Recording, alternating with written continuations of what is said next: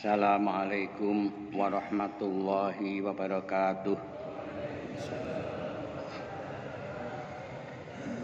Innal hamdalillah nahmaduhu wa nasta'inuhu wa nastaghfiruh wa na'udzu billahi min syururi anfusina wa sayyiati a'malina. May yahdihillahu fala mudhillalah wa may yudlil fala hadiyalah. Wa asyhadu an la ilaha illallah wahdahu la syarikalah wa asyhadu anna Muhammadan abduhu wa rasuluh sallallahu alaihi wa ala alihi wa sahbihi wa mawalah. Qala Allah ta'ala fi kitabihil karim, a'udzu billahi minasyaitonir rajim. Ya ayyuhalladzina amanu taqullaha haqqa tuqatih wa la tamutunna illa wa antum muslimun. Ya ayyuhan nasu taqu rabbakumul ladzi khalaqakum min nafsin wahidah wa khalaqa minha zawjaha wa batha minhuma rijalan katsiran wa nisaa'a. Wattaqullaha alladzi tasaaluna bihi wal arham innallaha kana 'alaikum raqiba. Ya ayyuhalladzina amanu taqullaha wa qulu qawlan sadida yuslih lakum a'malakum wa yaghfir lakum dzunubakum wa may yuti'illaha wa rasulahu faqad faza fawzan 'azima. Amma ba'du fa inna asdaqal hadithi kitabullah wa khairal hadi hadi Muhammadin sallallahu alaihi wasallam wa syarrul umuri muhdatsatuha wa kullu bid'atin dhalalah. Alhamdulillah, pagi ini kita dapat melaksanakan salat subuh berjamaah. Kemudian kita adakan taklim. Mudah-mudahan salat kita dan seluruh amal ibadah kita diterima oleh Allah Subhanahu wa taala. Amin. Shalawat dan salam semoga senantiasa dicurahkan atas junjungan kita Nabiullah Muhammad sallallahu alaihi wasallam. Kita akan membahas babu sifati tulil komisi wal kummi wal izari wa tarafil imamati wa tahrimi isbali syai'in min dzalika ala sabilil khuyala'i wa karahati min ghairi khuyala. Bab mengenai sifat panjangnya gamis dan lengan baju dan sarung serta ujung dari surban dan haramnya memanjangkan atau melabuhkan sesuatu dari itu semuanya dengan tujuan kesombongan, dan dimakruhkannya min ghairi khuyala, yang tidak dengan kesombongan. Ada beberapa hadis. Yang pertama, an Asma'a binti Yazida al-Ansariyati radhiyallahu anha qalat, dari Asma binti Yazid al-Ansariyah radhiyallahu anha, ia berkata, kana kumu komisi Rasulillah sallallahu alaihi wasallam ila rusghi, rawahu Abu Dawud wa Tirmidzi wa qala haditsun hasan.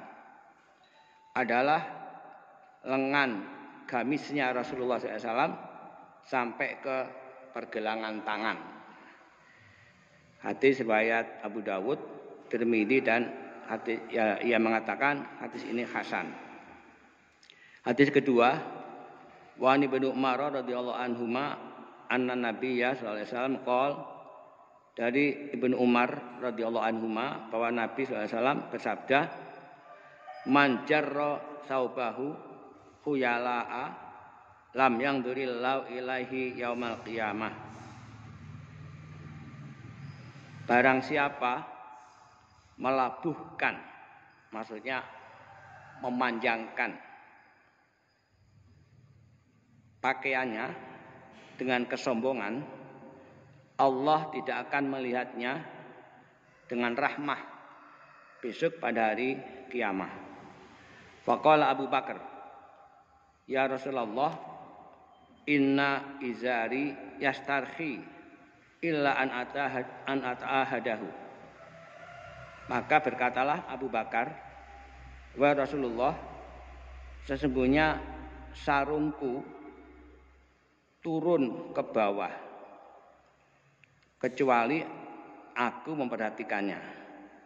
Faqala lahu Rasulullah SAW, maka Rasulullah SAW bersabda kepadanya, innaka lasta mimman yaf'alu khuyala. Sesungguhnya engkau, wahai Abu Bakar, tidak termasuk orang yang melakukannya karena kesombongan. Hadis riwayat Al-Bukhari, wa rawa Muslim ba'dahu, dan Muslim juga melewatkan sebagiannya. Maksudnya bahwa ketika Rasulullah menyampaikan barang siapa yang melabuhkan pakaiannya, artinya pakaian itu sampai ke bawah, maka pada hari kiamat karena kesombongan, maka pada hari kiamat Allah tidak akan memberikan pandangan rahmah. Maka Abu Bakar mengatakan, wahai Rasulullah, sesungguhnya sarungku senantiasa turun ke bawah kecuali aku memperhatikannya. Maka Rasulullah bersabda kepada Abu Bakar, sesungguhnya engkau tidak termasuk orang yang melakukannya karena kesombongan. Karena badannya kurus, jadi sarungnya melorot gitu. Hadis ketiga, Wan Abi Hurairah radhiyallahu anhu, anna Rasulullah SAW qol, dan dari Abu Hurairah radhiyallahu anhu bahwa Rasulullah SAW bersabda, la yangdurullahu yaumal qiyamati ila man jarra izarahu batara, muttafaqun alaih. Allah tidak akan memandang dengan rahmah besok pada hari kiamat kepada orang yang menurunkan sarungnya batara karena kesombongan, muttafaqun alaih. Hadis keempat,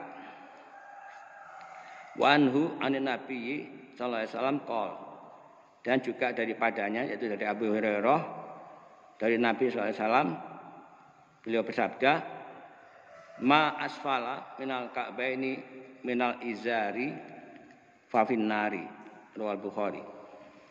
Apa yang ada di bawahnya kedua mata kaki dari sarung, fa finnar, berada di neraka, riwayat Bukhari. Artinya kalau pakai sarung kok sampai ke bawah, di bawah kedua mata kaki, maka yang berada di bawah kedua mata kaki itu di neraka, itu maksudnya begitu. Hadis kelima, Wan Abi Dzarrin radhiyallahu anhu qol, anin Nabi sallallahu alaihi wasallam qol, dan dari Abu Dzar radhiyallahu anhu bahwa dari Nabi sallallahu alaihi wasallam beliau bersabda, salah satun la yukallimuhumullahu yaumal qiyamah wala yanzuru ilaihim wala yuzakkihim walahum adzabun alim.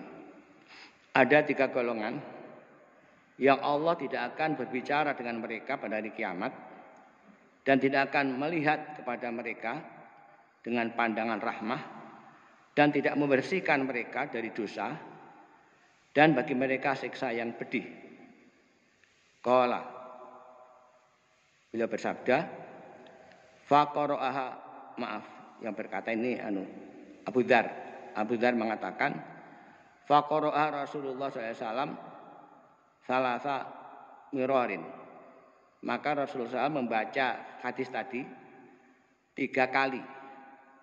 Qala Abu Dzar berkata, khobu wa khosiru, mereka akan menyesal dan merugi. Manhum ya Rasulullah, siapa mereka itu ya Rasulullah? Qala, beliau menjawab, Al-musbilu. Al-musbilu orang yang menurunkan sarung atau kain yang lain sampai di bawah mata kaki, namanya isbal. Orangnya namanya musbil. Wal mannan, dan orang yang mengumpat pemberian. Jadi orang sing ngundat-ngundat, jadi memberi sesuatu pada orang lain, kemudian sering menyebut-nyebutnya, kamu saya beri makanan, saya beri uang, kok kamu dengan saya kok seperti itu? Nah, ngundat-ngundat. Wal munafiqu sil'atahu bil halafil kadhibi, dan orang yang melariskan dagangannya dengan sumpah bohong. Ben dagangannya laris, dia berani bersumpah. Hadis riwayat Muslim. Wa fi riwayatin lahu al-musbilu izarahu, dan riwayat yang lain al-musbilu izarahu, yaitu orang yang menurunkan sarungnya. Asy-syarah, kita perhatikan syarahnya. Hadhil ahaditsu allati dzakaraha An-Nawawi rahimahullah fi Riyadhis Shalihin fi adabil libas.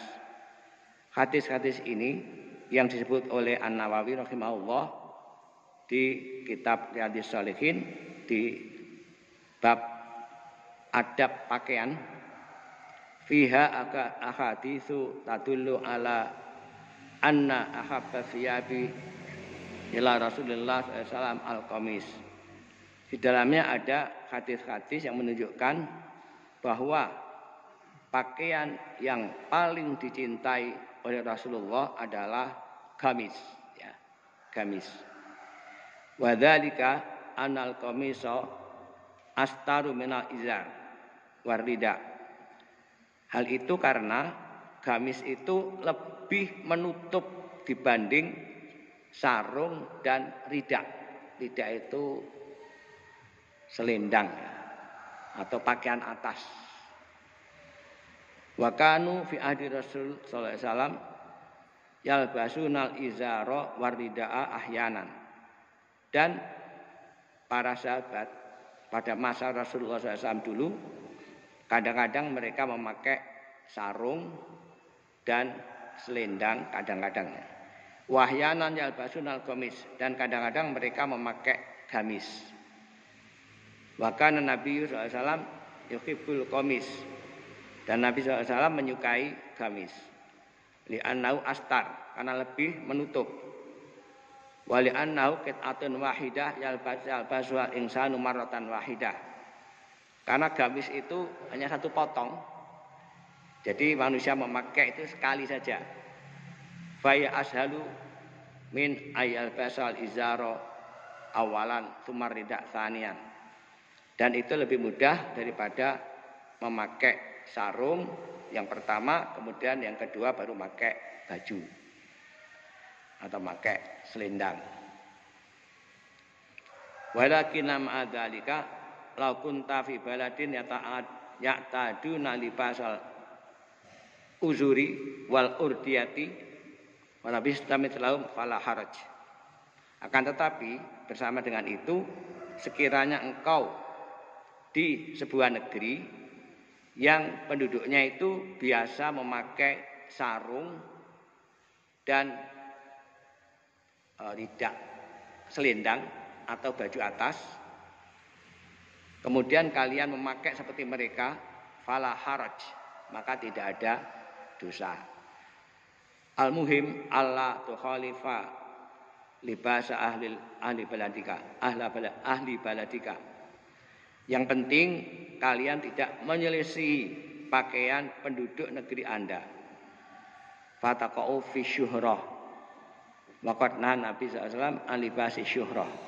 Sehingga Anda terjatuh pada ingin popularitas.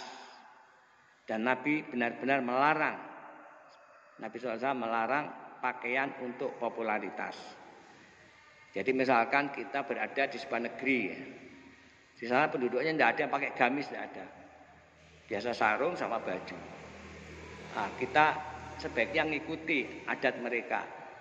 Jangan kemudian kita pakai gamis biar dikenal orang. Wah, itu beda karo liyane. Malah dilarang. Faqad nahan Nabi sallallahu alaihi wasallam an libasi syuhrah. Karena Nabi telah melarang pakaian syuhrah. Syuhrah itu popularitas, biar populer. Wa fi hadhil ahaditsu aidan dalilun ala anna kumal qamis yakunu ila rusli. Dan pada hadis-hadis ini juga menunjukkan atau dalil bahwa lengan gamis itu sampai ke pergelangan.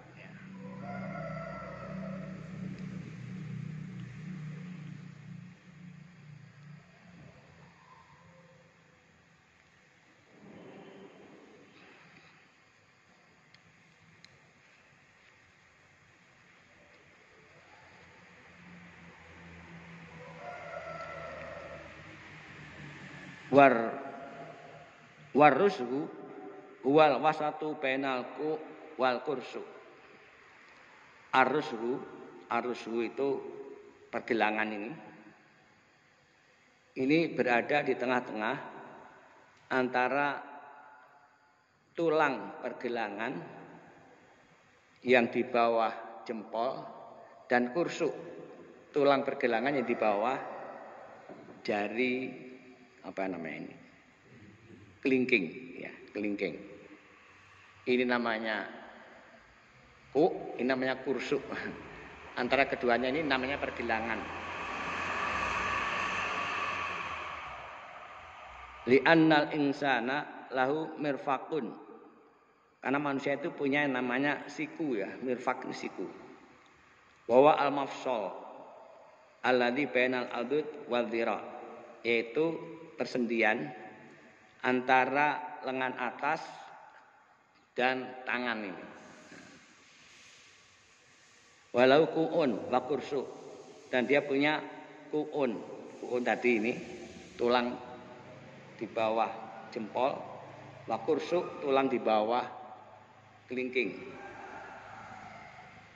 Warusgun tadi pergelangan. Falqu'u huwa tarafuz dzira'i mimma yalil kaffi min jihatil ibham. Jadi kuf tadi adalah ujung dari lengan yang berada di bawahnya jempol. Tadi saya sampaikan wal kursu tarafu adhamil dhira' mimma yali al kaf min jihatil khinsir. Kalau kursu ini tulang ini yang di bawah kelingking. Wal awamu wa aktsarun nasi yadunnuna analku wal mirfaq. Kebanyakan manusia mengira bahwa alqu wal mirfaq itu siku. Alladzi ilai muntahal wudu, yang menjadi akhir dari wudu kalau membasuh tangan. Walakin lasada kadalik, tapi bukan seperti itu. Fama inda mafsalil kafi minadh-dhira mimma yalil khinsir fa wal kursu wa ma yalil ibham fa wal ku wa ma bainahuma fa war rusu. Jadi kembali lagi yang berada di bawah jempol ini namanya ku, di bawah kelingking namanya kursu, antara keduanya namanya rushun, pergelangan tangan. Wan nabiyyu alaihi salatu wassalam kana kumu komisi ila rusgi.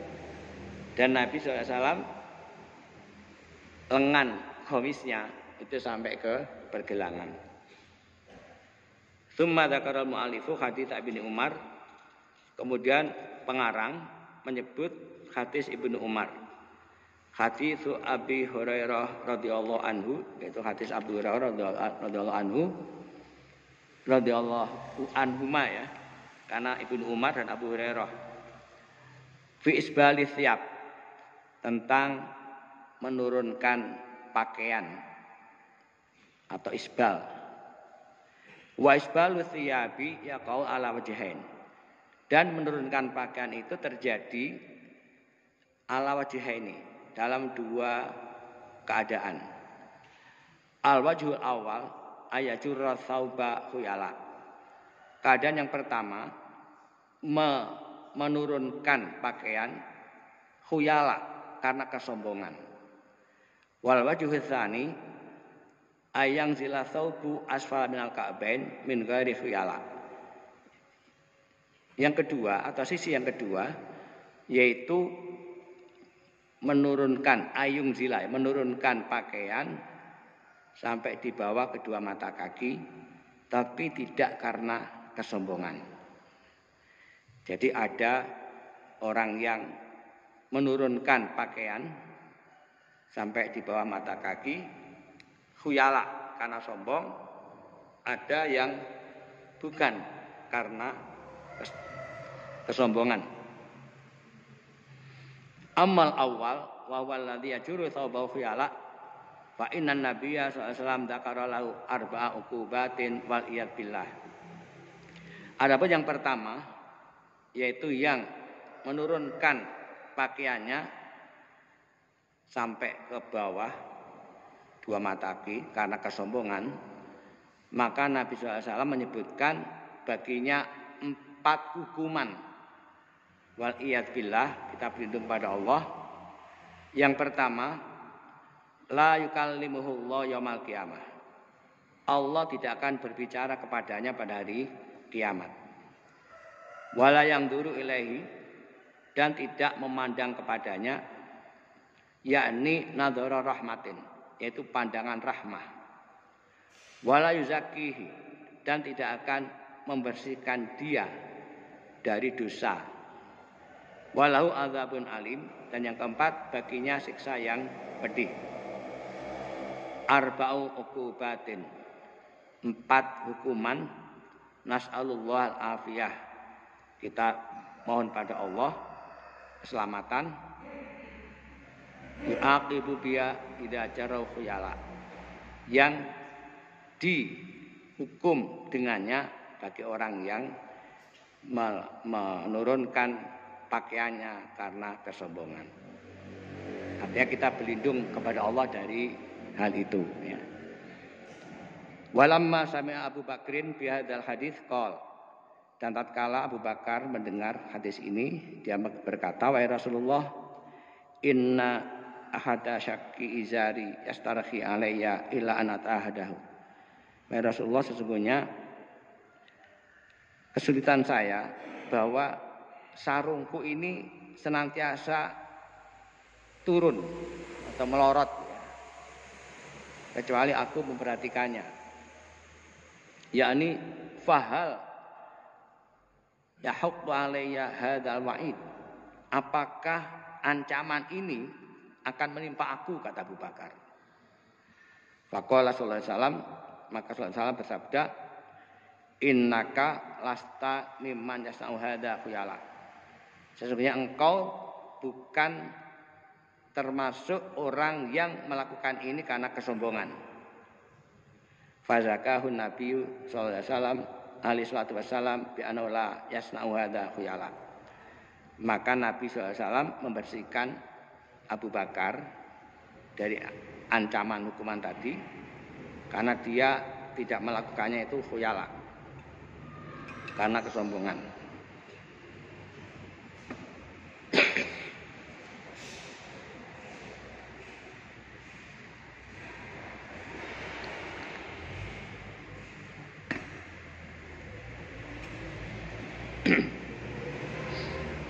Amma malam yaf'alhu khuyala fa'uqubatu ahwan. Adapun orang yang tidak melakukannya karena kesombongan, maka hukumannya lebih ringan. Fa fi hadits Abi Hurairah radhiyallahu anhu anna Nabiy sallallahu alaihi wasallam qol, dan di hadis Abu Hurairah radhiyallahu anhu bahwa Nabi sallallahu alaihi wasallam bersabda, ma asfala minal ka'baini fa finnar, apa yang berada di bawah dua mata kaki fa finnar, maka berada di neraka. Innama yahtasu bima fi al-mukhalafah, sesungguhnya tahtasu mengkhususkan bima fi minal mukhalafah, pada apa yang menyelisihi, wa ma nazala minal ka'bi fa idza nazala thawbal insani au maslahahu au sirwalahu ila asfali minal ka'bi fa inau ya'aqabu ala hadan nazil binar. Sesungguhnya apa yang diturunkan di bawah mata kaki apabila pakaian seseorang atau mantel, maslahah itu mantel, atau sirwalahu atau celananya sampai di bawah mata kaki, sesungguhnya dia akan dihukum dengan hukuman neraka. Wala tashmalun naru kullal jasad, dan neraka itu tidak meliputi seluruh tubuhnya. Innama yakunu binari, tetapi innama yukwa binari, tetapi dia disetrika dengan api. Wal iyad billah biqadri ma nazala, dan kita berlindung kepada Allah sesuai dengan apa yang diturunkan. Artinya begini, menurut hadis dari Abu Hurairah yang mengatakan apa yang ada di bawah dua mata kaki, artinya kalau menurunkan pakaian, entah itu sarung, celana, ataupun mantel, kemudian itu sampai ke bawah kedua mata kaki, dikatakan tadi kan fafinar, di neraka. Itu disebut hukuman khusus, tidak menyeluruh seluruh tubuh masuk neraka, tidak, hanya sebagian saja, yaitu yang berada di bawah kedua mata kaki. Nah, untuk menghindari itu, walaupun bukan karena kesombongan, maka diusahakan jangan sampai pakaian itu, entah celana, entah sarung, entah gamis, itu sampai ke bawah kedua mata kaki. Sekurang-kurangnya pada kedua mata kaki. Nanti ada hadis yang lain. Wala tastaghribu ayakunal adzabu ala ba'dil badan alladzi hasalat fihi al-mukhalafah. Dan tidak aneh bahwa siksa itu hanya menimpa sebagian badan yang di dalamnya terjadi menyelisih al-mukhalafah, menyelisih aturan. Fa inna sabata fi sahihaini anna Nabi sallallahu alaihi wasallam ra'a ashabahu tawaddau wa lam yusbihul wudu'a. Sesungguhnya telah tetap di sahihain bahwa Nabi sallallahu alaihi wasallam melihat sahabat-sahabatnya berwudu dan tidak menyempurnakan wudu. Fanada bi ala sautihi, maka beliau berseru dengan suara yang tinggi, wailu lil aqabi minan nar, celakalah bagi mata kaki karena itu neraka. Fahuna ja'alal uqubata alal aqab, di sini menjadikan hukuman itu pada mata kaki, yakni al-araqi billati lam yusbihu wudu'ahu, yaitu urat di atas tumit yang mereka tidak menyempurnakan wudunya. Wal iqabu bin nari yakunu aman, dan hukuman dengan neraka itu bersifat umum. Kayahriqal insanu kulau bin nar wa iyabillah ayuhroka, kayuhrokal insanu kullahu bin nari wa iyabillah, seperti manusia itu dibakar secara menyeluruh dengan api neraka, dan kita berlindung kepada Allah dari itu.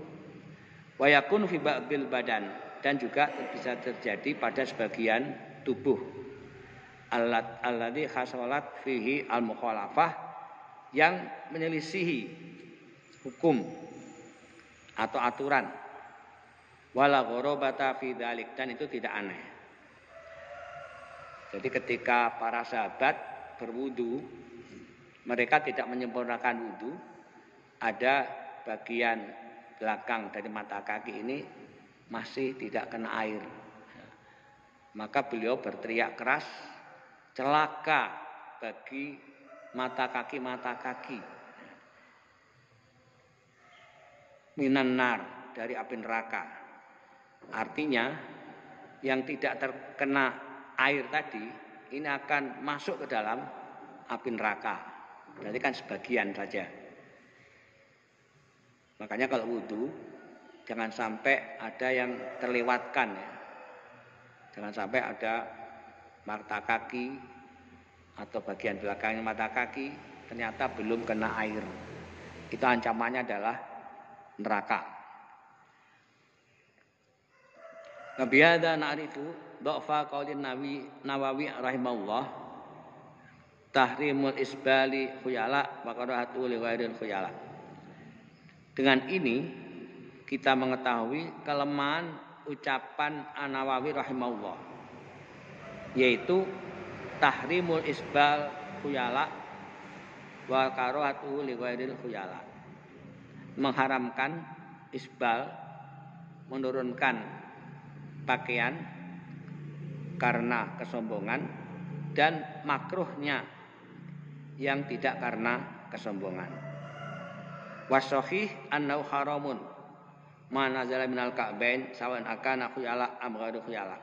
Dan yang sah adalah bahwasanya haram apa yang diturunkan di bawah kedua mata kaki, baik itu dengan sombong ataupun tidak sombong. Bali sahih annau min kaba'iri dzunub, bahkan yang sah atau yang sahih bahwasanya itu termasuk dosa besar. Jadi ini memang ada perselisihan pendapat ya. Imam An-Nawawi rahimahullah berpendapat bahwa kalau menurunkan pakaian sampai ke bawah dua mata kaki karena kesombongan, itu yang ancamannya neraka. Sementara kalau tidak sombong, menurut An-Nawawi tidak sampai neraka tapi makruh. Alasannya Imam Nawawi ya tadi, antara lain Abu Bakar itu kalau pakai sarung mesti melorot. Kemudian Nabi mengatakan, engkau tidak termasuk orang yang menurunkan sarung karena kesombongan. Artinya Abu Bakar terbebas dari ancaman hukuman tadi, yang 4 tadi. Tetapi Syekh Utsaimin berpendapat lain. Karena ada hadis yang mengatakan bahwa yang ada di bawah kedua mata kaki itu maka berada di neraka. Jadi ada hadis yang sifatnya itu tadi umum ya. Pokoknya kalau kita menurunkan pakaian, sarung, celana, bahkan mantel juga sampai ke bawah kedua mata kaki, maka itu berada di neraka. Dan ini menurut beliau termasuk dosa besar, min kabairi dzunub. Alasannya kullu dzambin ja'alallahu alaihi uqubatun khossah bihi wa hadza alaihi uqubatun khossah. Fa fihi al-wa'id bin nar idza kana al-ghairil khuyala. Wa fihi al-wa'id bil uqubat al-arba idza kana khuyala. Jadi setiap dosa yang Allah jadikan hukuman khusus karena dosa itu, ini termasuk kabairud dzunub ya, dosa besar. Di dalamnya ada ancaman neraka. Ancaman neraka bagi yang tidak karena kesombongan, dan ancaman neraka atau hukuman 4 hal bagi yang karena kesombongan. Jadi menurut Syekh Utsaimin yang mensyarah ini, kalau menurunkan pakaian sampai ke bawah kedua mata kaki, tidak karena kesombongan, ancamannya satu. Tapi kalau karena kesombongan, ancamannya empat tadi, yaitu tidak diajak bicara oleh Allah pada hari kiamat, tidak memandangnya dengan pandangan yang rahmah, dan tidak membersihkannya dari dosa, dan baginya siksa yang pedih. Nah, kita ambil saja yang aman ya. Jadi kita usahakan sarung itu jangan sampai melorot di bawah dua mata kaki. Atau kalau kita itu pakai gamis, ya jangan sampai di bawah kedua mata kaki. Celana juga demikian.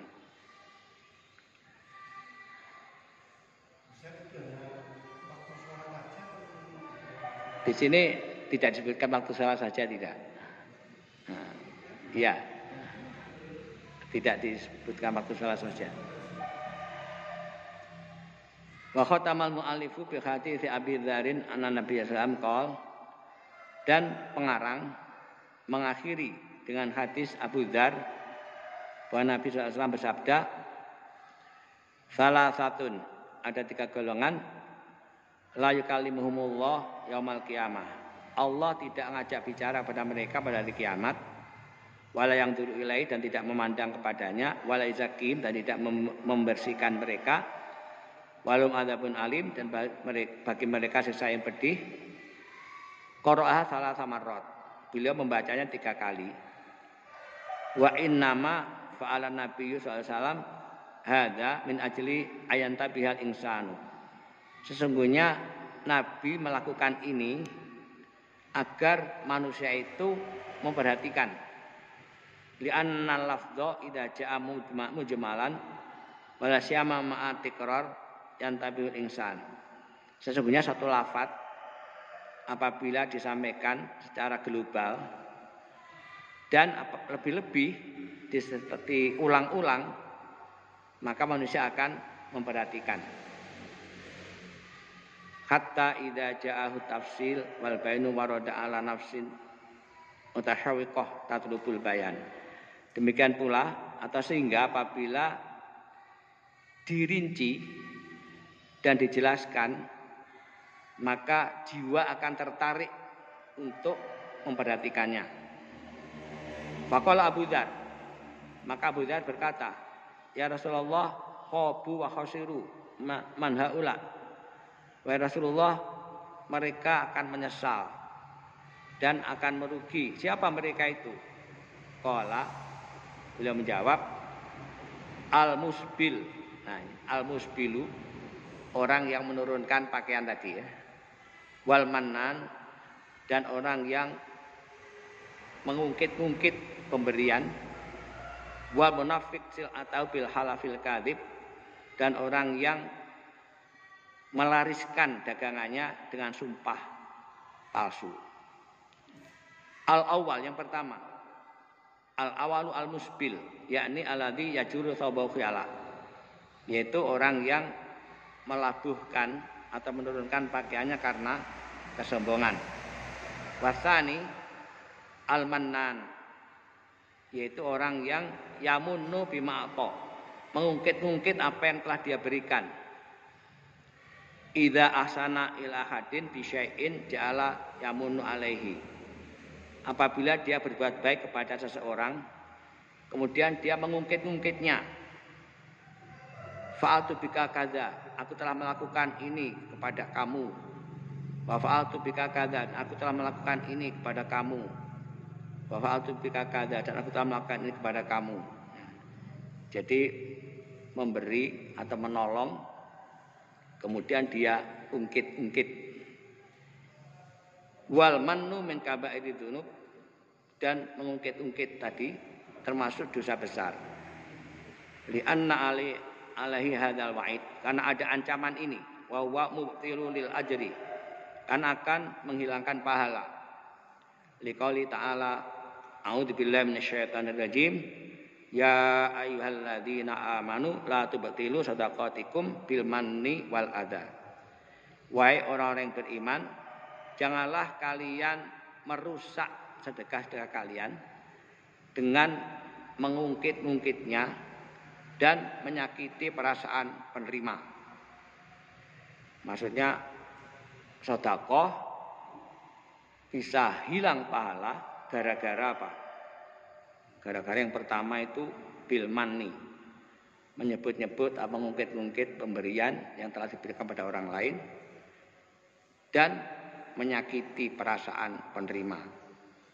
Wasal itu yang ketiga, al-munafiqu sil'atahu bil halafil kadzib. Orang yang melariskan dagangannya dengan sumpah bohong.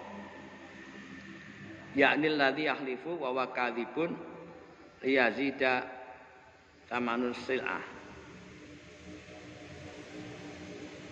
Yaitu seseorang yang bersumpah dan dia bohong agar harga dagangannya itu meningkat atau bertambah. Fayaqul, dan maka dia mengatakan wallahi laqad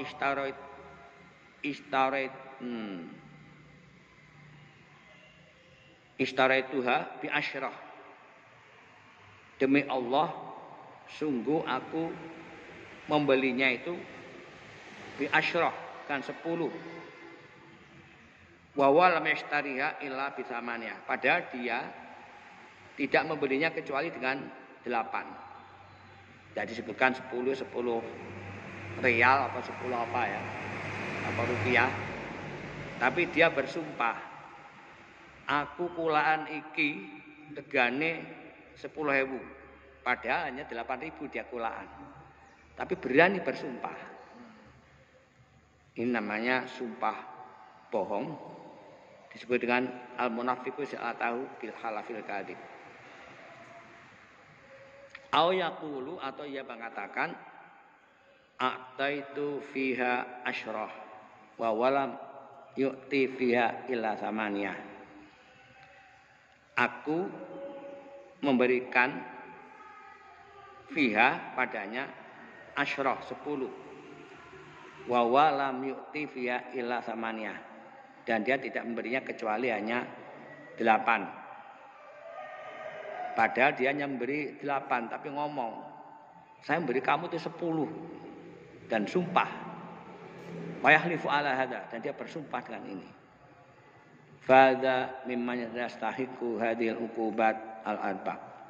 Dan inilah orang-orang yang berhak mendapatkan hukuman 4. Yaitu Allah tidak akan berbicara dengannya pada hari kiamat, tidak akan memandangnya dengan pandangan rahmah, dan tidak akan membersihkannya dari dosa-dosa, dan baginya siksa yang pedih. Nas'alullah al-afiyah wallahu. Kita mohon perlindungan pada Allah dari hal seperti itu. Kita kadang melihat ya, sementara orang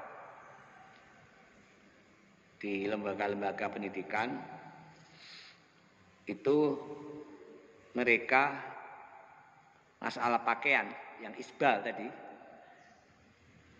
tidak diperhatikan. Jadi terserah saja bagi para santri, para murid pakai celana sampai panjang sampai di bawah mata kaki. Nah, mereka punya pendapat seperti pendapatnya Imam Nawawi tadi. Karena bukan khuyala, tidak sombong. Tidak sombong, hanya apa ya? Pantasnya bagaimana ya? Nah, tahu saya alasannya ya. Nah, kemudian ada yang ketat. Tidak boleh sampai di bawah kedua mata kaki. Karena walaupun bukan karena kesombongan, tapi ada ancaman tadi yang di bawah kedua mata kaki itu minan nar, termasuk neraka.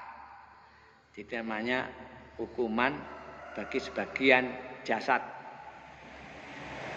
Itu tidak karena khuyala, bukan karena kesombongan.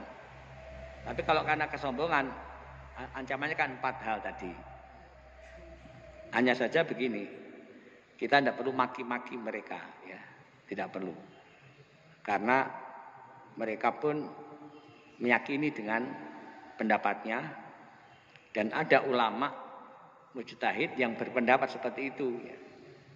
Ya, biar kita hargai mereka, tidak usah kemudian kita mencemooh, tidak usah.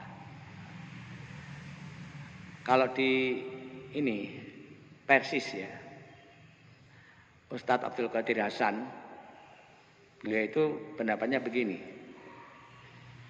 Kalau ada hadis yang sifatnya itu umum, kemudian ada hadis yang khusus, maka yang umum itu ditafsirkan dengan yang khusus. Namanya tahsisul am, mengkhususkan yang umum. Tadi ada hadis yang sifatnya umum, bahwa yang di bawah kedua mata kaki itu adalah minan nar, termasuk neraka. Itu kan umum. Kemudian ada hadis yang khusus, bahwa Allah mengancam atau melarang orang yang melabuhkan pakaiannya sampai di bawah kedua mata kaki karena kesombongan, khuyala'ah. Kemudian dibawa yang umum tadi, dibawa kepada yang khusus. Kalau tidak karena kesombongan, maka tidak diharamkan. Itu saya pernah baca tulisan dari Ustadz Abdul Qadir Hasan, Bangil. Maka beliau menganggap tidak masalah yang melabuhkan pakaiannya sampai di bawah kedua mata kaki, asal bukan karena kesombongan. Termasuk juga, ini pendapat beliau ya, sebagai wacana, masalah ini jenggot. Masalah jenggot ini, kata beliau, itu kan khaliful musyrikina, selisilah orang-orang musyrik. Karena orang musyrik itu dicukur jenggotnya. Kita hendaklah kaum muslimin menyelisih mereka. Bagaimana caranya? Tidak kita cukur. Ini pendapat beliau ya. Pendapat beliau. Tapi kalau nanti orang-orang musyrik kabeh nganggo jenggot, awake merubah. Yang penting jangan tasyabuh dengan mereka. Ya memang ada beberapa orang musyrik itu yang nganggo jenggot ya. Para dukun itu, Ustaz. Gimana? Para dukun kan jenggotnya yang masuk. Dukun. Ya. Oleh karena itu kita tidak perlu terlalu misalkan ngeritik orang yang tidak pakai jenggot, tidak usah. Ya. Kita pakai jenggot ya kita pakai jenggot karena kita punya keyakinan berbeda. Tidak usah kemudian meremehkan yang tidak pakai jenggot. Kalau polisi dulu bilang saya kalau pensiun pakai jenggot, ternyata siapa itu kepala kepolisian Badarudin ya, yang dari Jember itu. Begitu dia pensiun nganggo jenggot. Alasannya lucu. Nanti bidadari bergantungan. Kemudian juga ini masalah kekuburan ya. Kekuburan ada yang pakai sandal, ada yang melepas sandal. Hadisnya dua memang. yang satu umum, na'laika, kedua sandalmu. Tapi yang hadis yang satunya itu sibtitaika. Sibtitain itu sandal yang terbuat dari kulit yang disama. Karena apa? Itu menunjukkan kemewahan. Jadi kalau di kuburan jangan menunjukkan kemewahan. Sandal yang mahal. Nah, sehingga bagi mereka yang pakai sandal jepit, apalagi kalau dia nggak tahan kalau di tanah, ya tetap dipakai nggak apa-apa. Ini bagi yang tidak pakai sandal kulit. Kalau sandal kulit, karena Nabi mengatakan kita suruh melepas itu, ya dilepas. Tapi ada juga yang sepaton malahan, ya. Sepaton nang kuburan. Maksud saya begini, jangan kemudian kita melihat, kayak gak dilepas sandale, kemudian kita meremehkan orang itu. Dia punya pendapat. Dia punya pendapat. Pendapatnya itu tadi, karena ini bukan sandal kemewahan, dan saya nggak tahan kalau tidak sandalan, atau mungkin banyak duri, camar kecocok misalkan, atau baru hujan, becek, ya sudahlah, biarkan saja. Tapi ada yang sering kita lihat sandalnya api-api, sandal kulit, berarti dia belum paham. Nah itu diingatkan. Tapi kalau kita mungkin, kabeh melepas sandal, ya sudah kita ikuti yang lain, kita ikut melepas sandal, ya tidak apa-apa. Itu masalah-masalah yang diperselisihkan karena biasanya dua dalil, ada yang am, ada yang khos. Yang am menurut usul fikih namanya tahsisul am, yang umum diwak pada yang khos. Itu sekedar tambahan supaya kita punya wawasan yang luas dan tidak mudah kemudian kita menganggap orang lain itu keliru atau bahkan sesat. Jangan tergesa-gesa menghukumi seperti itu. Saya kira demikian yang dapat saya sampaikan. Kurang lebih yang mohon dimaafkan. Subhanakallahumma wa bihamdika, asyhadu an la ilaha illa anta, astaghfiruka wa atubu ilaik. Assalamualaikum warahmatullahi wabarakatuh.